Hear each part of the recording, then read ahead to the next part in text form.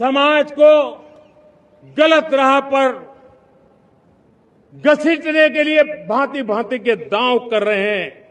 इन दिमागी नक्सलियों को पहचानना होगा। कि संयोग देखिए कि माननीय प्रधानमंत्री जी ने स्वतंत्रता दिवस पे बोला था और आज नागपंचमी आते आते ये जितना दिमागों में जहर था वो सब पूरे दिमाग से उजागर होकर उन्होंने खुद स्वीकार कर लिया कि हम क्या हैं। तो मैं सिर्फ अंत में यह कहना चाहूंगा कि माननीय प्रधानमंत्री जी ने जो संकेत दिया है यह बहुत सहज और स्वाभाविक है। इसके लिए किसी को दिमाग पे जोर लगाने की जरूरत नहीं है, सिर्फ आंख खोलकर देखने की जरूरत है। उसे दिखाई पड़ेगा कि दिमागी नक्सल कौन है।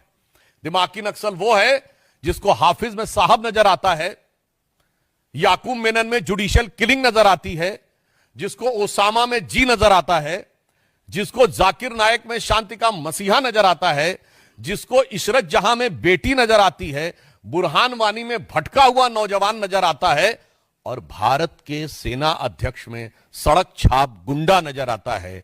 यह है वो दिमागी नक्सल। और आज हर भारतीय को इस चीज को सिर्फ आंख खोलकर देखने की जरूरत है और कान खोलकर समझने की जरूरत है।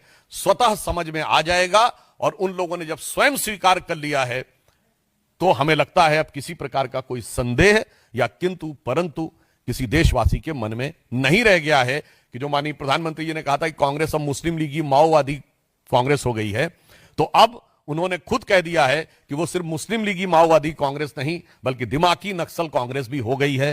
ये उन्होंने स्वयं स्वीकार कर लिया है।